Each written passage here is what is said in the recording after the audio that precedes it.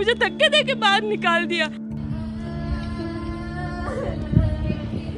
2 दिन मैं भूखी थी, 1.5 महीना मुझे पड़ोसी ने खाना खिलाया। हाल ही में जो है रोहित के अंदर एक ससुर बहू पर पत्थर फेंके गए थे, जिसका नाम प्रियंका वैष्णव था। वो पुलिस डिपार्टमेंट में भी गई थी, लेकिन उसकी सुनवाई नहीं हो पाई और आपके पास भी आई थी। उसके अपन ने क्या कार्रवाई की, किस तरीके से इस अत्याचार निवारण के लिए अपन ने प्रयास किया?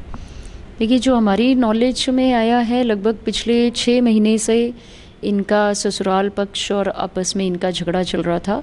बीच में पुलिस ने समझाइश भी, क्योंकि ये काउंसलिंग चाहती थी, तो काउंसलिंग के ज़रिए दोनों ही पक्षों को समझाइश भी की गई थी। और उसके बाद में इनसे कहा भी गया था परिवादिया से कि यदि आप मुकदमा दर्ज कराना चाहें या कोई कार्रवाई कराना चाहें तो वो भी करा सकती हैं, लेकिन परिवादिया का मानना था कि वो अपने ससुराल में ही रहना चाहती हैं और काउंसलिंग से ही यदि हल हो जाए तो वो इस प्रकार का हल चाहती थी, जिसके लिए काउंसलिंग के लिए SHO को पाबंद किया गया। लेकिन बाद में क्योंकि ये घटना इतनी ज़्यादा बढ़ गई और काउंसलिंग के बावजूद भी जिस तरह से वीडियो हमारे सामने आया, तो इस पर तुरंत एक्शन लेते हुए परिवादिया जैसे ही हमारे पास में आई, उनको उनकी कंप्लेंट को हमने तुरंत रजिस्टर कराया, जो मुकदमा दर्ज हो सकता था। साथ ही साथ उनकी जो मदर इन लॉ जो उस वीडियो में दिख रही हैं, उनको भी पाबंदी की कार्रवाई उनके खिलाफ में की गई है और बाकी भी जो परिवारजन है उनको पाबंद किया गया है। इसमें हमारा अनुसंधान अभी जारी है।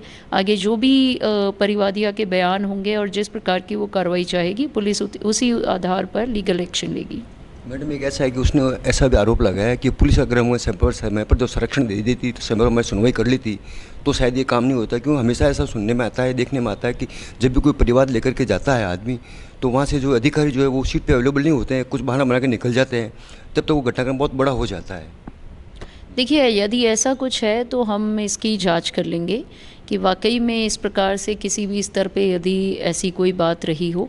बाकी हमारे सामने जैसे ही ये प्रकरण आया, हमने तुरंत इसको रजिस्टर कराया। परिवादिया के थाने पहुंचने से पहले ही हमारे ऑफिस के द्वारा ही इसको रजिस्टर कर लिया गया और साथ ही साथ स्टाफ को भी पाबंद कर दिया गया कि तुरंत डिटेंशन की कार्रवाई भी हो और पाबंदी की कार्रवाई भी हो और बयान लेकर के जो विधि सम्मत कार्रवाई है उसको त्वरित तरीके से किया जाए। इनको किन किन धाराओं के अंतर जो है पाबंदी किया गया? देखिए, अभी जो एक्शन लिया गया है वो 498A का मुकदमा इसमें दर्ज किया गया है। डाउरी से रिलेटेड उन्होंने आरोप लगाए हैं और कुछ मारपीट के भी आरोप है, तो जो घरेलू हिंसा के अंतर्गत आते हैं, तो उसी आधार पे हमने FIR दर्ज की है। बाकी सभी घर वालों को भी हमने समझाइश करके काउंसलिंग की गई है और साथ ही साथ जो मदर इन लॉ है उनको भी हमने डिटेन किया है। BNSS की जो नई धारा है हमारी 170 की, उसमें हमने उनको डिटेन करके पाबंदी की कार्रवाई की है, ताकि आगे कोई इस प्रकार की मारपीट और क्राइम वो ना करे।